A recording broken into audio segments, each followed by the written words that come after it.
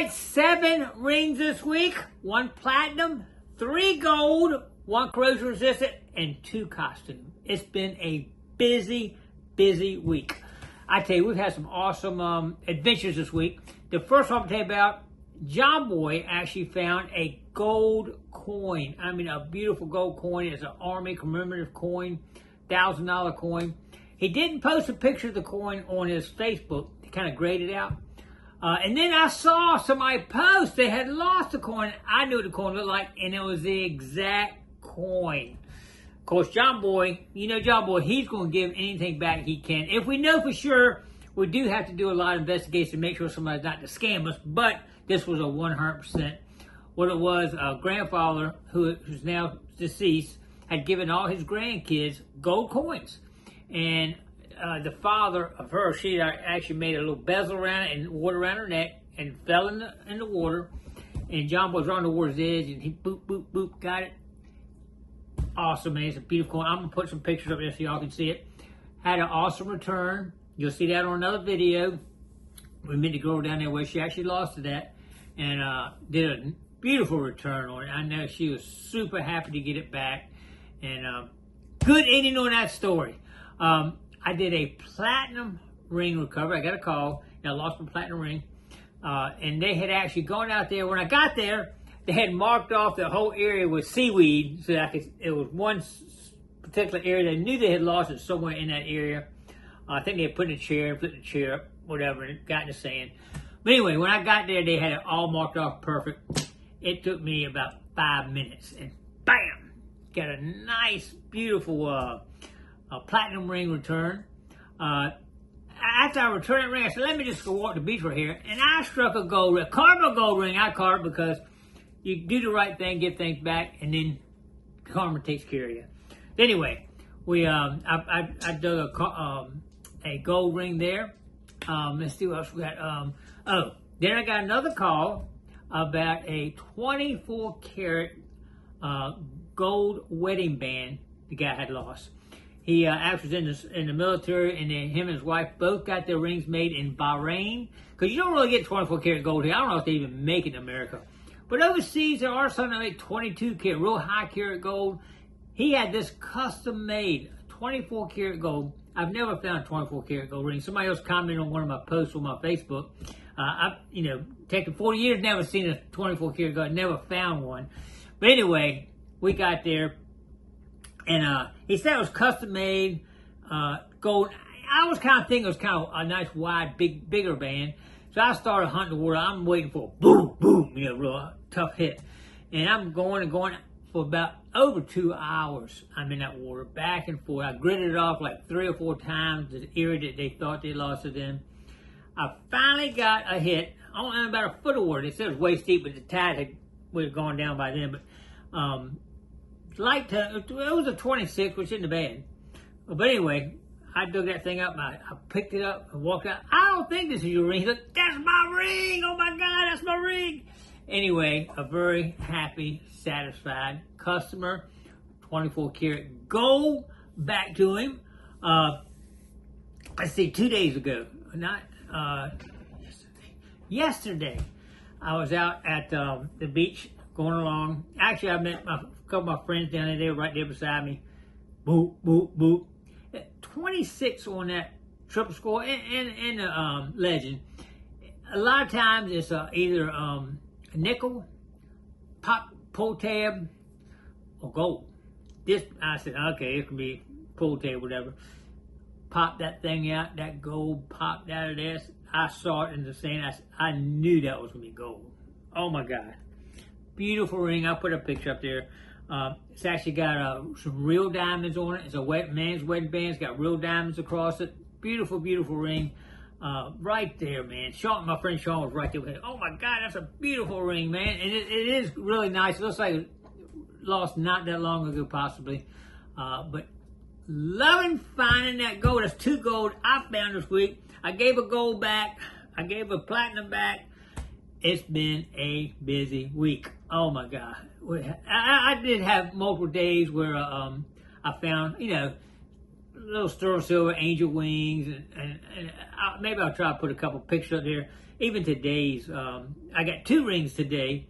One was like a titanium, and one was like it's a pretty ring, but the number was too high to be gold. I knew that, but it's a beautiful ring, but it's plated, I'm sure. I didn't scratch this, so no markings on it. And then I had my family, my son in town. I got a call about another lost ring. I couldn't make it down there, so I called John Boy. I said, John Boy, where you at? And he was within a half a mile where they had lost it at. So can you go check it out? So sure enough, John Boy went over there, got in the water, and first he said they thought they knew exactly what it was at, but he said they gave him this giant area to search, and that happens a lot. But anyway, he found it, I think, in 10, 15 minutes. He had it. Beautiful ring. It was actually an heirloom ring. I think it was their deceased grandfather's ring that had passed down.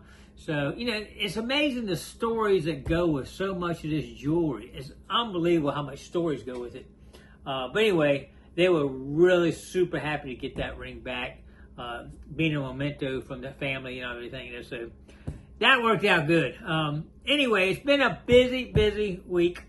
I ask every week if y'all would send me some stuff that y'all found. Scott Pearson one. Recovered 2 rings. I love to hear recovery stories. I love recoveries. I saw a story about someone needing help on recovering not 1, but 2 lost rings. I made contact with her, and she was able to give us a good idea where they were lost. Her family had rented a beach house like they do every year. The rings were lost in 2 different locations, and we were able to find them both. I started searching for the gold wedding band in the loose sand while my friend Clyde was searching for the James Avery baseball ring along the water's edge. We found them both, and this was our first double ring lost and recovered search. The gold ring was placed in a cup on a beach chair. You know, that happens. I told y'all here recently, 2 different ones this past week too. Cup, they always say, oh, we're going to put this in a safe place. They take the rings off, put them in the cup holder, and then forget, grab the chair, pick up. Oh no, you know, you don't know where it's at. Sometimes it drops right there, and sometimes it drops as they're walking. I've had that happen too. So yeah, that cup on the beach chair, it fell out of the cup into the loose sand. They tried to find it, and the owner of the ring even borrowed a metal detector to search for it, but to no avail. And I find that all the time. They go buy metal detectors all the time. When I get there, they say, yeah, we bought a metal detector, tried to find it. That's a very common thing to happen. The young boy lost his ring while playing in the water, and it was a gift from the family member. I'll put pictures of both rings up there that they recovered, recovered, and returned. Congratulations, Scott, and your friend there. So good job on that right there. My friend Chris up in Canada, he's been having a lot of returns lately, but I'll show you one picture. He actually recovered a Rolex. The guy was on a pier, dropped it in the water, and I think it's like 6, 7 foot deep, and Chris was standing on, he put some rocks in to stand on his head. I'll put a picture, stick it in the water like right here, and he's reaching down there, it's rocky, trying to use a scoop and all, and he was having some trouble, but he got a hit. He knew he had it there because no other targets in the water, and the guy that actually lost it, Chris asked him, could he dive down with his pinpointer? He gave him his pinpointer, showed him how to use it, and the guy went down, came up with that Rolex in his hand. Awesome. Great recovery. You ought to check out Chris's YouTube. It's called The Ring Finders on YouTube. Check Chris out. He has got some awesome recoveries in there. So you need to check his out on there. All right. And let me tell you, when I'm swinging, the shafts are standard size. Most of them you're swinging right in front of your feet. Personally, I like to reach out a little for another foot and kind of make a big wide swing. And check this out, because I got Noct actually makes what they call a tall man shaft, which gives you, if you're not tall, you're like my size, it makes it stick out further versus a tall man. So I get to reach out nice with those shafts. I'm going to show you right here what they look like. Check it out right here. All right, everybody, I want to share with you something I like to do, and maybe you might like to do it. When you're swinging your detector, you actually swing right in front of your feet there and over to the left and right. you almost cover almost 8 feet. But as you're swinging, I personally like to go a little further out and make a bigger sweep, maybe 10 feet. How do you do that? The shafts are up for so long, right? Well, Nocta has a shaft called a tall man shaft that extends your reach out further, and you can take it slower and cover more ground with it. I'm going to show it to you. They actually make two different ones. First, the upper shaft and the lower shaft. Well, first the upper shaft, which is this is the one that goes up inside your handle right here and comes down. Now, this is the normal length right here, and this is the tall man shaft. Check it out. Boom, look at that. And that extends your reach a lot further out. Now, you can actually get the tall man shaft for the lower coil size. This is a standard size right there. And check it out. That one right there is the tall man shaft. You would not believe how much further you can get out, and it makes it more comfortable to me, you know, trying to be right in front of you. You can kind of stretch your arm out and just take it slow. If you swing your detector at the right speed, it literally makes it weightless, because the weight's going out, you got your finger right hand, it's almost weightless as you do it. And they didn't make these before, and they were actually made out of aluminum. They are made out of carbon fiber now. That's why I've replaced mine with carbon fiber now. If you like what you see here, you can call Don Dotson, 706-264-6011, and he will hook you up. He does have them. I just checked to make sure he could get his hands on them, and he can. He's my supplier for all my equipment I buy. So anyway, if you're interested, give Don a call, and he will hook you up. I'm going to go ahead right now and put them on my machine. Here we go. All right, give Don Dotson a call. He will hook you up. 706-264-6011. Give him a call. All right, see what, man, there's so much going on. We had so busy this week.